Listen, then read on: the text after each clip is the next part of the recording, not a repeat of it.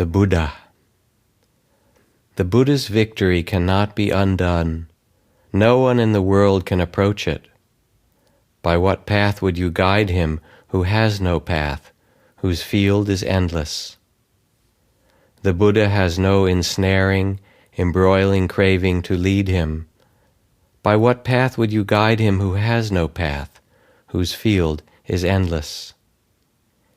Even the gods envy the awakened ones, the mindful ones, the wise ones, who are intent on meditation and delight in the peace of renunciation.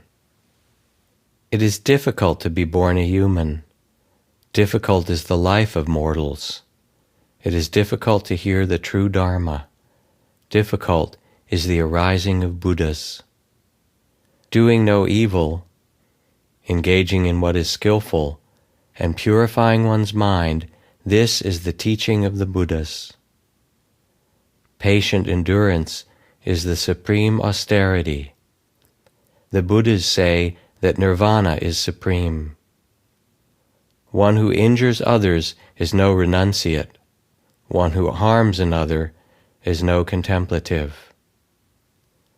Not disparaging others, not causing injury, practicing restraint by the monastic rules, knowing moderation in food, dwelling in solitude, and pursuing the higher states of mind, this is the teaching of the Buddhas.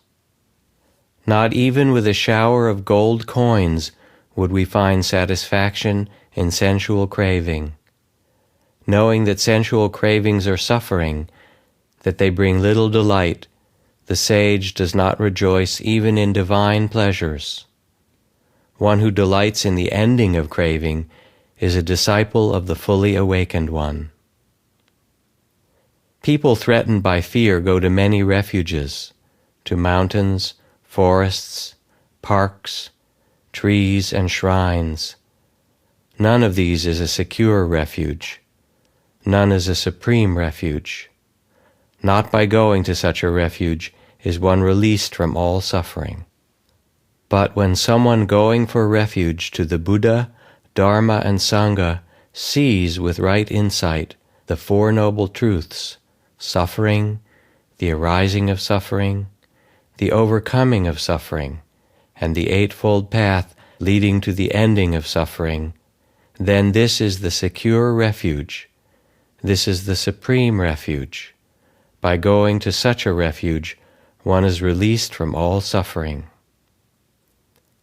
It's hard to find a noble person. Such a person is not born everywhere. When such a wise one is born, the family flourishes in happiness. Happy is the arising of Buddhas. Happy is the teaching of the true Dharma. Happy is the harmony of the Sangha. Happy is the ardent practice of those in harmony. The merit of worshipping those worthy of worship, be they Buddhas or disciples who have transcended their obsessive thinking, passed beyond sorrow and grief, gone to peace, and who have nothing to fear, can never be calculated by any estimation.